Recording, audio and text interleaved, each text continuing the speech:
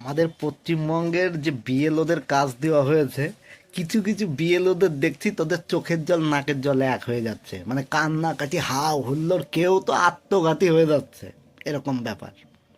মানে স্কুলে বসে বসে কাজ না করতে করতে শরীরে এত পরিমাণে চর্বি জমে গেছে, হঠাৎ করে একটু কাজের চাপ পড়েছে, এখন আর সহ্য করতে পারছেন না আপনারা নাকি? এই যে এই মহিলার দেখুন, এনার দেখে শিখুন। 99% কাজ সম্পূর্ণ করে ফেলেছে, 3টে ফর্ম বাকি রয়েছে, যেটা অনলাইনে প্রবলেম হচ্ছে বলে সাবমিট করতে পারেনি। তো ইনার তো সমস্যা হচ্ছে না, 17 দিনে কাজ কমপ্লিট করে ফেলেছে। এই বয়স্ক লোক, এই যে দেখুন এই বয়স্ক লোক, ইনি 90% কাজ কমপ্লিট করে বসে আছে।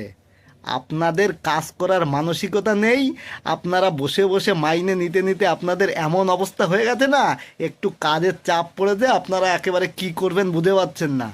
এই সমস্ত কাজ ছেড়ে দেন, এগুলো আপনাদের দিয়ে হবে না। প্রচুর ছেলে মেয়ে শিক্ষিত ছেলেরা বসে আছে, তারা এরকম চাপ নেওয়ার ক্ষমতা তারা রাখে।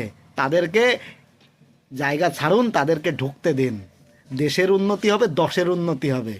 শুধু শুধু ওই চেয়ারটায় বসে আর এইভাবে মাইনে নিয়ে নিয়ে দেশটাকে শেষ করবেন না, চেয়ারটা ছাড়ুন।